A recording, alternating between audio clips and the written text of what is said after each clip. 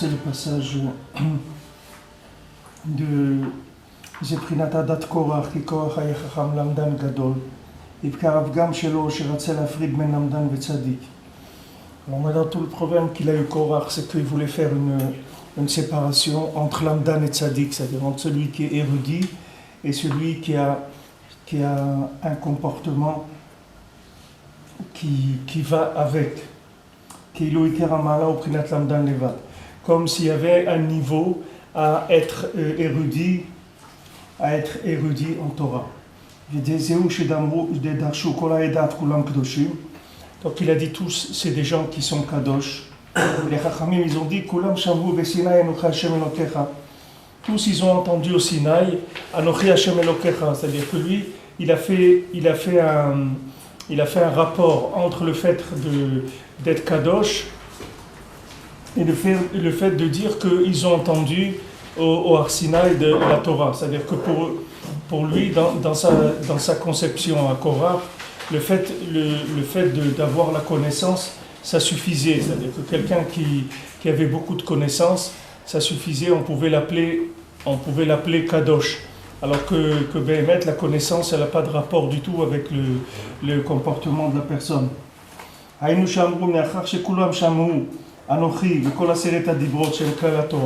Puisque maintenant tous ils connaissent la Torah du fait qu'ils ont entendu au Har Sinaï toute la Torah.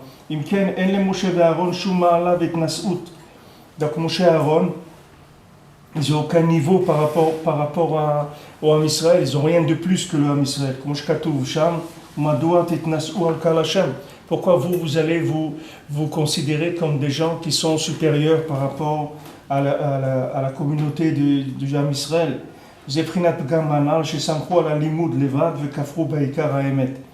Et ça, c'est l'écart du problème, c'est qu'ils se sont appuyés sur la connaissance uniquement et ils ont été couverts sur l'écart de la vérité, c'est-à-dire qu'en s'appuyant sur leur connaissance, mais comme on a dit que la connaissance, c'est quelque chose qui bouge, puisque la connaissance, c'est une interprétation. Il n'y a pas de connaissance qui est de connaissance absolue. Il n'y a personne qui a de connaissance absolue. Toute connaissance, elle est relative. Il n'y a pas de connaissance absolue. La connaissance, elle est liée avec le cœur. C'est-à-dire la chokhma de quelqu'un, elle est dans le cœur. La vraie chokhma, elle est dans le cœur. C'est-à-dire que maintenant, la connaissance qui est dans le cerveau, c'est une projection de ce qu'il y a dans le cœur. C'est-à-dire que, comme je dis plusieurs fois, avec un cœur qui est vrai, avec un cœur qui est bon, on peut se fabriquer un cerveau nifla. Mais avec un cerveau, jamais vous pourrez fabriquer un cœur. Même quelqu'un qui a un cerveau énorme, vous pouvez lui dire toute la journée, il y a des gens qui meurent en Somalie ou je sais pas quoi, et ces trucs, il y a des milliers de gens qui meurent en Syrie, etc. Vous pouvez lui expliquer ce que vous voulez dans le cerveau, ça n'entraînera jamais la fabrication du cœur. C'est le cœur mais par contre quelqu'un qui a un cœur, avec le cœur, il faut fabriquer le cerveau. C'est pour ça que Rabbeinu, le nian de Rabbeinu, il a dit lève Bassar, que je vais vous donner un cœur de chair, je vais vous enlever votre cœur de pierre et je vais vous donner un cœur de chair. Parce que quelqu'un qui a un cœur de chair, il peut se fabriquer un cerveau, parce que le cerveau, c'est rien du tout à fabriquer quand on a un cœur. Quelqu'un qui n'a pas de cerveau du tout, même il a une tête comme un pois chiche, on peut lui fabriquer un cerveau nifla par des projections du cœur. C'est-à-dire quand le cœur il a intégré la connaissance, quand le cœur il a intégré la crainte d'Hachem et l'amour d'Hachem, la connaissance c'est un détail. Mais quand quelqu'un il a que de la connaissance, allez faire qu'il fasse fabriquer la crainte d'Hachem et l'amour d'Hachem avec de la connaissance. Pour avoir de la connaissance, il y a des gens qui connaissent le code de la route par cœur et pourtant ils attendent qu'une seule chose, c'est de pouvoir brûler un feu rouge ou pouvoir faire quelque chose qu'on ne les voit pas pour pouvoir. Ils n'ont pas intégré le code de la route. Ils font le code de la route parce qu'ils n'ont pas le choix. Ils ont compris que c'est ça qu'il faut faire. Ils l'ont appris, etc. Mais seulement dans le cœur, c'est pas du tout intégré. Il n'y a pas du tout une sensation quelconque d'avoir qu'en faisant ça, c'est une protection pour les autres ou n'importe quoi. Il y a pas de. Je vous avais raconté une fois, on s'est fait arrêter avec un chauffeur qui roulait vite ou je ne sais pas ce qu'il avait fait, et le policier lui a mis le maximum d'amende ici en Israël. Alors le chauffeur, il a essayé Il a essayé de lui dire, mais attends, tu mets le maximum, etc. Le policier lui a dit, regarde, dans le véhicule, il y a des enfants. Tu aurais été tout seul dans la voiture, je t'aurais même pas mis de contravention. Mais si maintenant, avec des enfants dans la voiture, tu te permets de faire ça, alors là, je te mets le maximum. Parce qu'il faut que tu sois conscient qu'est-ce que ça veut dire d'avoir des enfants dans un véhicule. Donc maintenant, je te mets le maximum. Pourquoi? Parce qu'il a vu que la personne, il n'a pas intégré le code de la route. Il était tout seul, il ne lui aurait pas mis du tout. Il aurait dit, bon, tu veux faire le fou, fais le fou, c'est pour toi. Mais maintenant, il y a des gens, tu n'es pas conscient qu'il y a des gens. Alors ça, je te mets le maximum. Donc maintenant, le écart de la connaissance, même si quelqu'un il a une petite connaissance, mais cette connaissance, elle vient d'un cœur qui est droit, alors cette personne, jamais elle va dévier avec sa connaissance.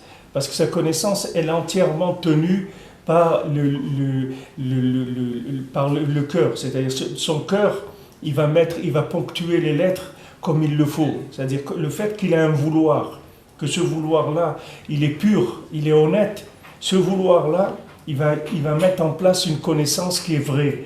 Et quand cette personne-là, elle va prendre une décision, sa décision, elle va être vraie. Quand il va trancher quelque chose dans la Torah, ça va être vrai. Quand il va étudier, ça va être vrai ce qu'il va comprendre. Mais cette vérité, elle ne vient pas des lettres qu'il étudie. Parce que les lettres qu'il étudie, elles bougent, elles ne sont pas figées. Les lettres, elles n'ont pas du tout de possibilité d'interprétation. C'est-à-dire que maintenant, elles n'ont pas de possibilité d'interprétation. C'est-à-dire à la base, on n'a pas fixé l'interprétation des lettres. Vous voyez quand des fois dans la Torah, on utilise, il y a des fois une explication de Rashi ou une explication du Targum, de l'araméen. Et des fois, les deux, ils sont en contradiction. Alors, des fois, on utilise l'un, on utilise l'autre. On dit comme le Targum. Même le Rashi, des fois, vous dit voilà, c'est comme le Targum, il a traduit. Comme l'araméen, il a traduit. Comme il a traduit, il a interprété. Donc, il dit comme il a interprété, c'est ça qu'il fallait dire. Et pourtant, quand vous lisez les mots de la Torah, vous n'allez pas du tout voir que c'est ça le pshat. Vous n'allez pas vous rendre compte que c'est ça le pshat. Mais d'où ça vient l'explication de la Torah? L'explication de la Torah, elle vient du vouloir de la personne. Plus les gens, ils ont un vouloir qui est élevé, c'est-à-dire qu'ils ont un ratson qui est chazak dans le Modat Hashem, plus ils ont des interprétations qui sont vraies des textes. Plus quelqu'un il a des problèmes dans le vouloir, et plus les interprétations elles vont laisser aller. Et si maintenant quelqu'un il arrive au maximum du non-vouloir, c'est d'être contre Moshe Rabbeinu, c'est d'être contre le tzaddik. Il n'y a pas un plus grand non-vouloir que ça. Parce que le tzaddik, il a été nommé par Hachem. Et maintenant, le tzaddik, c'est Isha Elohim. Le tzaddik, c'est le représentant d'Hachem sur terre. C'est-à-dire que c'est un homme qui est complètement annulé à Hachem. Vous voyez, les tzaddikim, ils sont morts. Comme Moshe Rabbeinu, il est mort quand? Il est mort en Mincha de Shabbat. Qu'est-ce que c'est Mincha de Shabbat? C'est Ratzon chez Beretzonot, ça s'appelle Rahava de Rahavim. C'est le moment du vouloir. C'est le point culminant du vouloir qu'il y a dans la semaine. C'est le Mincha et Souda Shlishit de Shabbat. C'est le moment le plus élevé qui existe. Ça s'appelle le vouloir du vouloir. C'est-à-dire c'est mamash le shoresh du vouloir. Et c'est les moments où ils sont partis les tzadikim. C'est le moment où il est parti Moshe Rabbeinu, où il est parti Yosef HaTzadik, où il est parti David HaMelech. Beaucoup de tzadikim, ils sont morts à ce moment-là. Parce qu'ils ne sont pas morts d'une mort comme la plupart des gens, ils sont morts d'une mort de vouloir tellement fort que ce vouloir, il les a sortis du monde. C'est-à-dire, ils ont tellement voulu se rapprocher d'Hachem qu'ils sont partis dans ce languissement même. Comme une fois Rabbeinu était à Souda Shlishit, il a commencé à parler d'Eretz Israël. Il a commencé à avoir de tels languissements d'Eretz Israël qu'il a failli mourir. Il y avait quelqu'un là-bas qui a senti, parce qu'avant il n'y avait pas de lumière à Souda Shlishit, parce que comme il s'éclairait avec des bougies, en général tout était déjà éteint dans la journée, donc à Souda Shlishit ça se passait toujours dans le noir. Et il y a des gens même aujourd'hui, certains chassidoutes qui ont l'habitude de faire Souda Shlishit dans le noir. mais parce qu'il n'y avait pas d'électricité. Donc maintenant, Rabbeinu il était en train de dire une Torah à Soda Shlishi, donc il n'y a personne qui voyait trop ce qui se passait. Et, et il a commencé à parler d'Eretz Israël. Il a commencé à dire des louanges, des paroles sur Eretz Israël. Il y avait quelqu'un dans l'assistance, il a senti que le Rebbe il était en train de mourir. Et il a fait du bruit, il a fait quelque chose qui a cassé le dvekout, l'attachement qu'il avait le Rebbe à ces paroles qu'il était en train de dire. Et le Rebbe s'est repris. Et il a remercié après Motzei Shabbat, il a remercié la personne, il lui a dit je suis resté vivant, c'est grâce à toi que je suis resté vivant, sinon je serais parti. Et à ce moment-là, il a dit de ça, il est mort Moshe Rabbeinu. Moshe Rabbeinu, il est mort du languissement d'Eretz Israël. Hachem lui a dit tu vas pas rentrer, mais monte, allez Rosh Pisgah, monte sur la colline et tu vas voir Eretz Israël. Et quand il a vu Eretz Israël, il a commencé à languir, il a eu tel languissement que de ça il est mort. C'est de ça qui meurent les tzadikim. Les tzadikim, ils meurent des languissements d'Hachem. C'est de ça qu'ils meurent. Ils ne meurent pas des maladies de ce monde. Ils ne meurent pas de l'abus de consommation. Ce n'est pas ça qui tue les tzadikim. Les tzadikim, ce qui les tue, c'est l'abus de languissement vers Hachem. C'est là-dedans qu'ils partent. C'est pour ça que les tzadikim, ils partent dans Ratson chez Beretzonot. Alors, comme je vous ai dit hier, Moshe Rabbeinu, c'est Gematria 345. Il est entre 344 qui s'appelle Shmad. Shmad, ça veut dire quoi? Quelqu'un qui est Mishtamed, c'est quelqu'un qui comme il dit ici, qu'il est Kofer Beika. Quelqu'un qui est Mishtamed, c'est quelqu'un qui va quitter la religion, il devient un renégat, et il peut même se convertir à d'autres religions. Chez nous, quelqu'un qui se convertit à d'autres religions, ça ne s'appelle pas d'autres religions. Pour nous, il n'y a pas d'autres religions. Ça reste un juif, mais il est Mishumad. Ça veut dire qu'il a quitté la Emouna, c'est un renégat, c'est-à-dire dans l'apparence. Bien sûr, au fond, comme je vous ai dit, un juif, jamais il peut quitter la Emouna. Mais en tout cas, lui, le Mishtamed, ça veut dire qu'il quitte le vouloir. D'après ce qu'ici, il Rabbeinu dans cette Torah, on comprend que le Shmad, que c'est le shmad, c'est quelqu'un qui veut plus. C'est ça le shmad. Le shmad, c'est quelqu'un qui veut plus. Même s'il fait, si vous voyez quelqu'un, il est religieux, des gens religieux, ils font tout bien, la cacheroute, le Shabbat et tout, mais au fond d'eux, ils veulent plus. C'est-à-dire que ça les intéresse plus de servir Hachem. C'est quelque chose qu'ils ne veulent plus. Alors Moshe Rabbeinu, il est 345, il est entre le shmad, qui est 344, et Ratson, qui fait 346. Et Moshe Rabbeinu, il fait passer les gens de là à là. C'est-à-dire, c'est ça la véritable fonction du tzaddik de la génération. Le tzaddik de la génération, il peut donner à quelqu'un le vouloir. Et ça, vous pouvez chercher partout, vous ne trouverez jamais quelqu'un qui va vous donner le vouloir. Quelqu'un tous les gens que vous pourrez trouver, ce sont des gens qui vont se baser sur quelque chose d'existant chez vous. C'est-à-dire, s'il y a un vouloir existant, sur ce vouloir-là, ils vont vous donner des outils ou des techniques pour développer ce vouloir. Mais quelqu'un qui va donner un vouloir à quelqu'un qui ne veut pas, il n'y a que le Rebbe qui peut faire ça. Il n'y a que le tzaddik de la génération qui peut faire ça. Quelqu'un qui ne veut pas le faire vouloir, il n'y a que le Rebbe qui peut faire ça. Voilà, vous avez les trois apicorsim d'Ouman. Il y avait Hirschberg, Landau et Wiesel. C'était des gens, c'était surtout Hirschberg. Hirschberg, c'était le plus grand philosophe qu'il y avait à l'époque. Il avait un sabre du tsar. Le tsar lui avait offert un sabre à Hirschberg. En reconnaissance de sa grandeur en philosophie, c'était parmi ou le plus grand philosophe de l'époque. Alors ils étaient trois, Hirschberg, Landau et Wiesel, ils s'appelaient. Ils habitaient à Ouman. Les trois, ils habitaient à Ouman. Et chaque rave qui venait là-bas, il le faisait partir. Et il n'y a aucun rave qui pouvait rester à Ouman. Parce qu'ils étaient tellement forts, il n'y a personne qui pouvait tenir devant eux. Quand ils venaient devant quelqu'un, le Rav, il faisait une dracha, par exemple, il faisait un tiche le vendredi soir. Quand un Rav, il venait se présenter dans une communauté, etc. Alors, le Rav, il devait faire une dracha le Shabbat, le vendredi soir. Les gens, ils venaient chez lui, à table, il faisait une Torah, etc. Alors, quand un Rav, il venait, ils rentraient, ils se moquaient de lui, ils commençaient à lui poser 2-3 questions, ils le mettaient par terre. Il n'y avait pas de Rav à Ouman, il ne pouvait pas rester à Ouman. Il n'y a aucun Rav qui pouvait rester à Ouman. Alors maintenant, quand Rabbeinu est arrivé, alors il faisait comme leur minag, il dit bon, on va aller voir celui-là un petit peu ce qu'il vaut. Ils sont rentrés. Alors dès qu'ils sont rentrés, Rabbeinu il a commencé à changer. D'abord, il a changé ce qu'il était en train de dire. Il a commencé à parler des cheshbonot dans la soukha. Il a commencé à rentrer dans un problème mathématique. Et lui, Hirschberg, il avait une question que même son maître à lui en philosophie, il avait, et qu'il lui a transmis, que jamais personne il a pu répondre à cette question-là. Alors quand ils sont rentrés, avant qu'il s'assoie et tout, Rabbeinu il lui a dit déjà la réponse à cette question-là qu'il avait toute sa vie et que son maître à lui il avait. Rabbeinu comme ça au milieu de ce qu'il était en train de dire, il lui a lâché la question, la réponse à sa question. Donc tout de suite, il a vu qu'il avait affaire à quelqu'un qui n'était pas.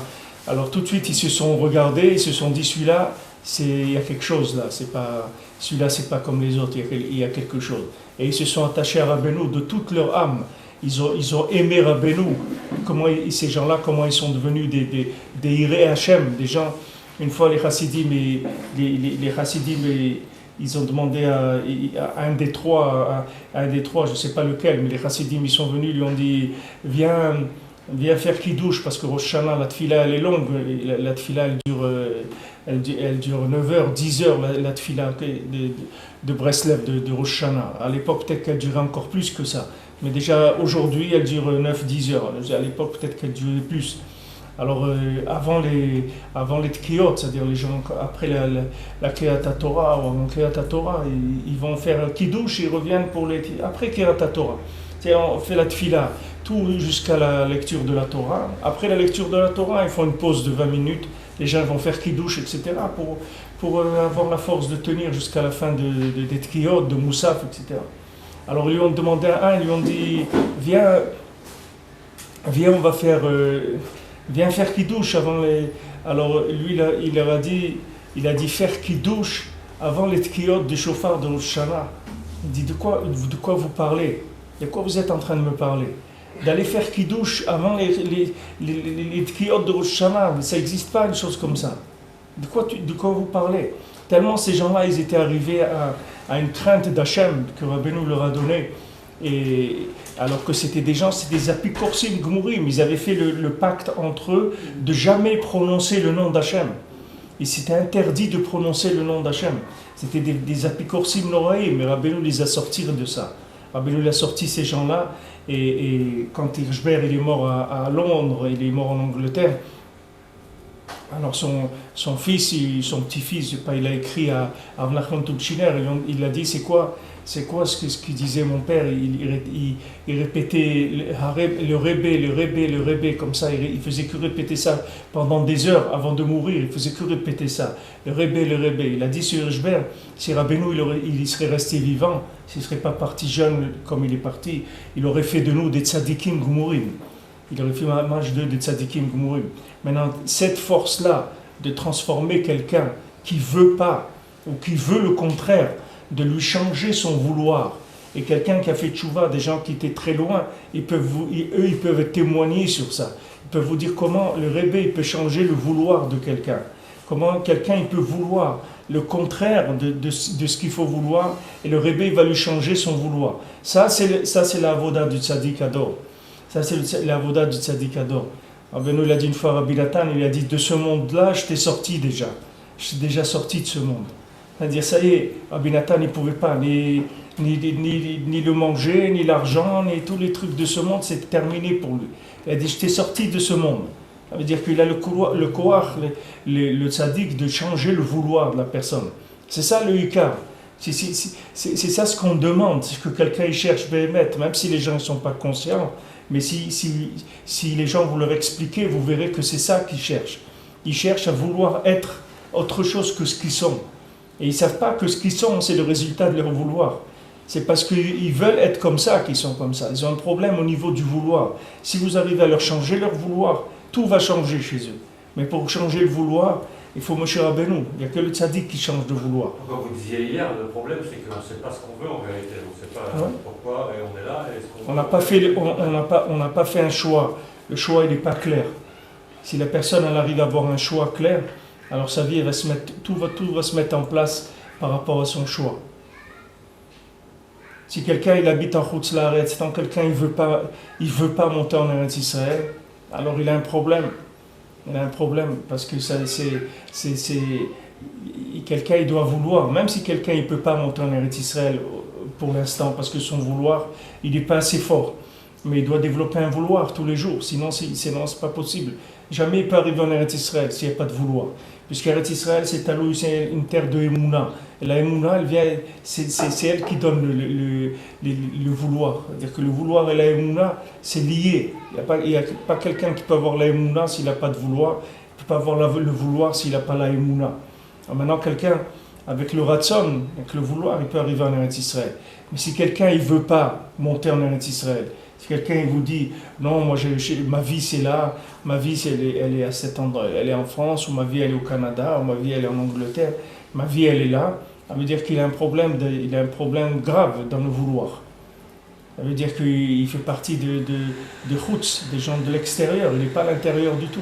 Un juif, ça doit être un homme de Ishtar Yoshef ou Alim, il doit faire partie d'Eretz Israël. Maintenant, ça qu'il veut. Maintenant, momentanément, il se trouve à l'extérieur parce qu'il n'a pas fini de ramasser ses affaires, il n'a pas fini de ramasser les éléments de Neshama qui sont en lui et qui sont en Chutz Laaretz. Mais lui, il doit chercher tout le temps à être en Eretz Israël. Comme Rabbeinu l'a dit, moi quand je marche, je vais toujours en Eretz Israël. Rabbeinu l'a dit. En Eretz Israël, on n'a pas forcément le vouloir. Mais si vous êtes là, c'est que vous avez un vouloir, sinon jamais vous serez arrivé là. Le vouloir, c'est quelque chose de très profond. Ne croyez pas que c'est quelque chose qui est un signe extérieur. C'est quelque chose de profond, le vouloir. C'est une détermination très très profonde. Maintenant, vous pouvez vouloir quelque chose, avoir cette chose-là, et que dans vos midot, ça vous est difficile de le vivre. Mais c'est quelque chose que vous voulez. Et que ce vouloir-là, il dépasse vos midot. Vous voyez en la sortie d'Égypte, les gens ils sont sortis parce qu'ils ont voulu, et Hachem il a toujours rappelé ça. Hachem il a dit jamais j'oublierai que vous êtes venus, vous m'avez suivi dans le désert, dans une terre déserte, une terre qui n'était pas semée, vous êtes partis à l'aventure. Ça jamais j'oublierai que vous avez fait cet effort-là de me suivre dans le désert. Pourtant c'était des gens qui ne sont pas arrivés après à assumer ce choix-là. Après, dans le désert, ils se sont révoltés, mais ça n'a pas changé, ça n'a jamais remis en question le vouloir qu'ils ont eu. Et au moment où ils sont sortis, jamais ça a remis en question ça. Hachem, toujours, il a respecté ça, et il en a fait quelque chose de très grand. Comment l'homme Israël, regardez ce que c'est l'homme Israël. Il m'a suivi, il est sorti d'Égypte sans que je lui promette quoi que ce soit. Il n'y avait rien, il n'y avait pas de manger, il n'y avait pas d'habitation, il n'y avait rien du tout. Ils sont partis comme ça. Cet engagement-là, il vient d'où? D'un vouloir très élevé. Maintenant après, ce vouloir, il fallait l'assumer. Et ils n'arrivaient pas à l'assumer parce que c'était difficile. C'est là où après Moshe Rabbeinu, il faisait le service après-vente, si vous voulez. C'est-à-dire, Moshe Rabbeinu, il a subi toutes leurs petitesses, tous leurs problèmes d'intégration de ce vouloir-là. Mais le vouloir, c'est quelque chose de très élevé. Quelqu'un il peut avoir un vouloir qui est au-dessus de ses midot. Mais s'il continue à entretenir son vouloir, il va changer toutes ses midot avec son vouloir. Toutes ces midot, elles vont s'arranger. Parce que le vouloir, il va mettre en place toutes les mesures de l'homme. Puisque les mesures de l'homme, c'est que des résultats d'association de lettres. Une fois que maintenant ces lettres-là elles vont être associées comme il le faut, la personne elle va avoir de bonnes midotes. Ces mesures elles vont être en place. Le vouloir, il est au-dessus de tout. Si quelqu'un entretient le vouloir, il va changer. Mais le Yetzirah, ce qu'il obtient chez la plupart des gens, c'est qu'il leur fait croire que du moment où j'ai un comportement qui n'est pas valable, ça veut dire que leur vouloir, il n'est pas valable. Ça veut dire qu'ils ne sont pas sincères. Mais ce n'est pas vrai. Quelqu'un, il peut être sincère, il peut être vrai, et son comportement, il n'arrive pas. Il n'arrive pas. Moi, j'ai vu des rabbanim, des gens qui avaient des comportements très difficiles dans certaines choses, et pourtant, c'est des gens qui regrettaient tout le temps, et qui le disaient béférouche. Ils disaient, C'est pas comme ça qu'il faut être. Je voudrais pas être comme ça, mais j'arrive pas. Des grands rabbinim, pas des gens, pas des petits gens, vraiment des sommités, des grandes sommités du Ham Israël. Et au niveau comportement, on parle pas ceux qui cachent pour pas que ça se voit. Ça c'est pas, c'est juste une discrétion. On parle des gens qui ont un problème. Et ce problème, ils sont pas arrivés à le résoudre. Et ils essayent de le résoudre tous les jours. Et pourtant, c'est des gens qui sont très avancés dans la Torah, très grands Torah, qui sont écoutés par tout le Ham Israël. C'est ça que la Gemara elle dit, il ne faut pas que tu juges. Si tu vois un Talmid Chacham qui a fait une Avera, il ne faut pas que tu le juges, parce qu'il a fait tchouva déjà. Et le temps que toi tu l'as vu faire une Avera, maintenant il a fait tchouva. Maintenant il a fait tchouva. Même si quelqu'un il a parlé contre Ouman ou il a parlé contre Rabbeinu et tout, il ne faut pas lui en vouloir, parce que depuis la veille, peut-être il a fait tchouva maintenant. Ça y est, il a fait tchouva, ça y est, il a regretté qu'il a dit ça. Pour soi, parce qu'il y a un tel vouloir, que ce vouloir il peut changer, à n'importe quel moment il peut changer la personne. Pas quelque chose qui va rester fixe. En tout cas, ce qu'il faut retenir d'ici, c'est que maintenant, la connaissance, il faut avoir une connaissance qui est voulue. Il faut une connaissance qui est une recherche d'un engagement. C'est ça la connaissance, la véritable connaissance. C'est-à-dire que comment on va interpréter les textes par le vrai, c'est quand on veut le vrai. C'est-à-dire quand on veut la vérité, quand on veut Hachem, alors on va trouver les chemins d'Hachem dans la Torah. Maintenant, sinon, c'est Poshim, Kashlouba. Comment ça se fait que maintenant les Poshim, les gens qui font le mal, comment ils vont trébucher dans la Torah? On dit comment maintenant on peut trébucher dans la Torah? Comment il y a un Sammavet? Comment il y a un côté mortel dans la Torah? Alors les gens ne comprennent pas ça. La plupart des gens, vous savez, ils passent sur ça très légèrement parce que ça les trouble un petit peu. Qu'est-ce que ça veut dire un côté mortel dans la Torah? Voilà, on étudie la Torah, tout est bien, c'est kadosh, etc. Ça veut dire qu'il y a un côté mortel dans la Torah. Maintenant, la Torah, c'est un texte qui est laissé à ton interprétation. Ne crois pas que c'est un texte qui est figé. C'est un texte qui est relatif. Dans la Torah, tu peux trouver tout dans la Torah. Comme quelqu'un l'a dit dans l'Écoutez-moi, il y a tout. Il y a même la vérité. Si tu cherches la vérité aussi, tu peux la trouver dans l'Écoutez-moi. Ça veut dire que tu peux tout trouver dans la Torah. Qu'est-ce que tu cherches? Qu'est-ce que tu veux? Ce que tu veux, tu vas le trouver dans la Torah. Tu vas trouver ce que tu veux dans la Torah. Maman, ce que tu veux, tu vas arriver à trouver dans la Torah. Vous voyez des grands rabbinim qui se sont trompés dans la halakha, qui ont dit des choses, qui ont regretté après. Ou même aujourd'hui, même s'ils n'ont pas regretté, il y a des gens qui se trompent. Et que tout le monde, ils savent qu'ils se trompent. Pourtant, ils n'arrivent pas à sortir de ça. Parce qu'il y a quelque chose dans le vouloir, il y a un problème. Il y a un problème dans le vouloir, au niveau du vouloir. Si le vouloir, il n'est pas clair, c'est ça qu'il faut éduquer. Il faut éduquer le vouloir. Le vouloir, il s'éduque avec la émouna. Il s'éduque quand vous êtes soumis au tzadikim véritable. Si vous ne vous soumettez pas au tzadikim véritable, vous ne pourrez jamais vouloir le vrai, parce que vous ne savez même pas ce que ça veut dire le vrai.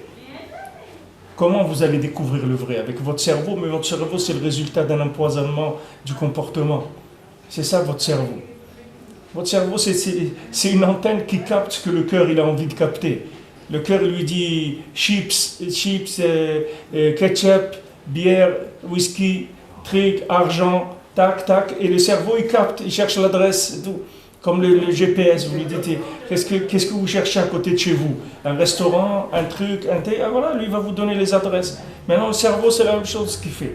Le cœur il lui dit quoi chercher. Maintenant ça c'est grossier, mais si vous raffinez ça, vous allez voir qu'après il y a des choses beaucoup plus fines qui rentrent dans le cerveau et qui font qu'il y a des déviations. Parce que le cœur c'est lui qui va dire au cerveau qu'est-ce qu'il faut chercher. C'est lui le patron. Sauf quelqu'un, il va faire ce qu'il veut faire. C'est ça qui va le faire. C'est ça à la fin, c'est comme ça qu'il va terminer. Comme ce qu'il a voulu toute sa vie, c'est à ça qu'il va arriver. Et si quelqu'un toute sa vie, il a voulu le bien, il arrivera au bien à la fin. Même si c'est 1 minute avant de mourir, mais le hikar, c'est qu'il va sortir avec le bien de ce monde-là. Ben, c'est ça qu'il a voulu. Il a dit à Hachem tous les jours, tu sais, moi, ne regarde pas que je fais des bêtises, etc. Parce que sache-le, c'est pas ça que je veux. Sache que c'est pas que je veux. Pour l'instant, j'ai ces comportements-là qui se sont collés à moi. C'est des mauvaises habitudes. Et comprends-moi, regarde où j'ai grandi, regarde ce que j'ai vu dans ma vie. Je te remercie que tu m'as sauvé par miracle. je te remercie, mais ne m'en veux pas si j'ai ces comportements-là. C'est des mauvaises habitudes que j'ai ramassées là où j'ai vécu, là où j'ai grandi, comme mes parents ils m'ont éduqué, là, comment j'ai été conçu, etc. Mes vies antérieures, etc. Ne m'en veux pas. Mais ça, je te le dis clairement, Hachem. Moi, c'est pas ça que je veux, c'est pas ces bêtises-là, elles ne m'intéressent pas. Mais c'est malgré moi. Je souffre de les faire et je voudrais plus les faire. Je te demande de m'aider à changer. Voilà ce que Hachem il veut entendre de quelqu'un. C'est ça qu'Hachem il veut entendre.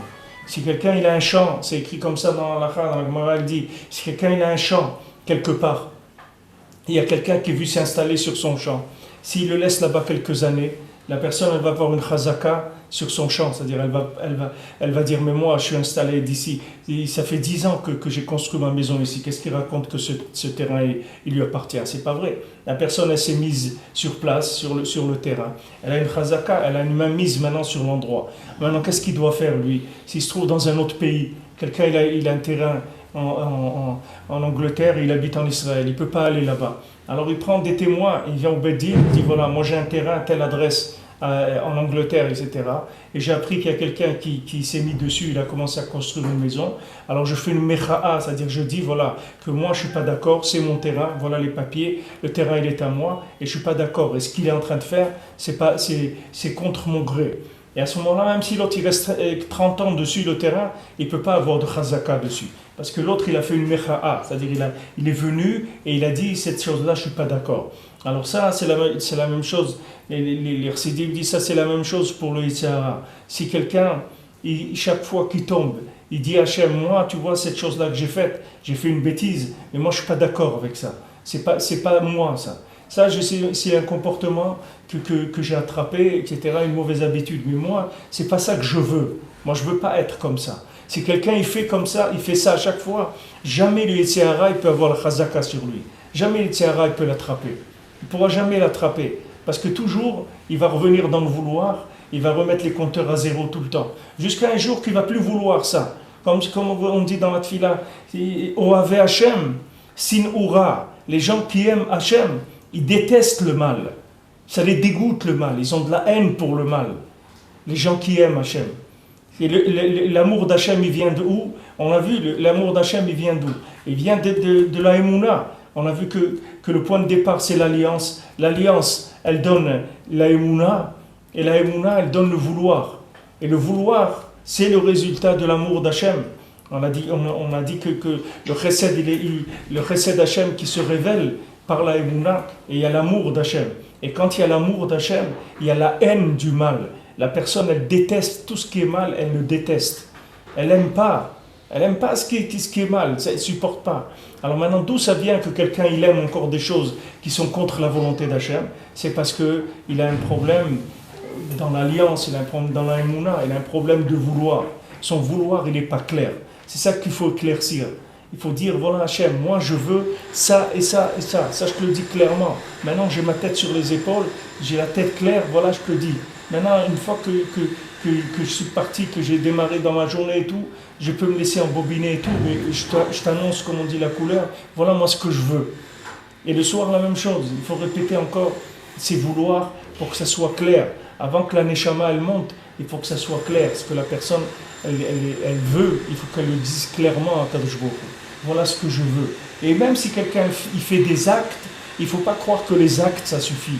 Les actes, il faut les accompagner de paroles, de vouloir. Parce qu'une bonne parole, ça peut être plus qu'un acte. Beaucoup plus qu'un acte. Puisqu'on a vu que celui qui donne la tzedaka à un pauvre, il reçoit la moitié des brachot de quelqu'un qui le réconforte. Parce que quand vous réconfortez un pauvre, qu'est-ce que vous faites quand vous réconfortez un pauvre? Vous montrez que vous voulez faire la mitzvah. Si maintenant un pauvre vient et tape à la maison, vous prenez une pièce, vous lui donnez, ok? Maintenant, pourquoi vous lui donnez? Il y a des dizaines de raisons pourquoi vous pouvez lui donner.